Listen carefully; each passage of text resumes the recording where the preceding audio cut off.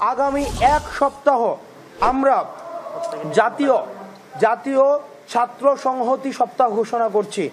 আমরা এই জাতীয় ছাত্র সংহতি এই সপ্তাহে আমরা যারা ফেসিবাদ বিরোধী যে রাজনৈতিক দলগুলো ছিল, ছাত্র সংগঠনগুলো ছিল, তারা বিভিন্ন প্রতিষ্ঠানে যাবে এবং সেই প্রতিষ্ঠানে তারা ওই একতা এবং সংহতির যে বার্তাটি সেটি পৌঁছে দিবে। খুনি হাসিনা যে পালিয়ে গিয়েছে, সেখানে বাংলাদেশে গণতন্ত্রকামী সকল ছাত্র সংগঠন বৈষম্যবিরোধী ছাত্র আন্দোলনের ব্যানারে যে আন্দোলন করেছিল, সেই ছাত্র সংগঠনগুলি মনে করতেছে যে এই মুহূর্তে হাসিনা পালিয়ে যাওয়ার পরে তার দোসর এবং চালাচুবান্ডাদের মাধ্যমে বাংলাদেশে যে আরেকটি অস্থিতিশীল পরিস্থিতি তৈরি করার গভীর ষড়যন্ত্র চলতেছে, সেই মুহূর্তে এই ছাত্র সংগঠনগুলি মনে করছে যে না, এই মুহূর্তে আমাদেরকে আবারও বসা দরকার। এবং সেই প্রক্রিয়ার ধারাবাহিকতা আজকে আমরা এখানে বসেছি। বৈষম্যবিরোধী ছাত্র আন্দোলনের সমন্বয়ক সহ কেন্দ্রীয় নেতৃবৃন্দ এবং 19টি ছাত্র সংগঠন এখানে আছে।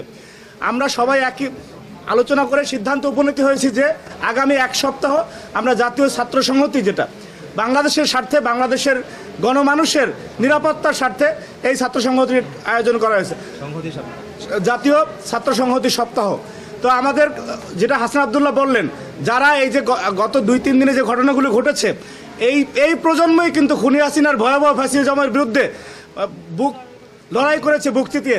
তাদেরকে যদি কেউ প্রেসক্রিপশন দিয়ে ভুল পথে পরিচালিত করে, সেটা জাতির জন্য দুর্ভাগ্যের। এবং আমরা আশা রাখি যে তাদেরকে কেউ ভুল প্রেসক্রিপশন দিয়ে ভুল পথে পরিচালিত করতে পারবে না বাংলাদেশ রাষ্ট্রের কোনো ক্ষতি করার জন্য। সেই বিষয়টিকে সতর্কতা হিসেবে এবং তাদের ভিতরে যাতে এই চেতনা কেউ জাগ্রত করতে না পারে, সেই বিষয়টি আমরা প্রচারের অংশ হিসেবে এই সপ্তাহের আয়োজন করা হয়েছে। এবং এখানে প্রত্যেকটি ছাত্র সংগঠন তার স্ব ব্যানারে শিক্ষা প্রতিষ্ঠানগুলিতে যাবে এবং এই সপ্তাহটি আমরা পালন করব। আমরা বিশ্বাস করি যে আমাদের ভিতরে যে একটি জাতীয় ঐক্য তৈরি হয়েছিল এবং এই খুনিদের বিচার না হওয়া পর্যন্ত এবং বাংলাদেশের স্বার্থে এই ঐক্য আজীবন অটুট থাকবে।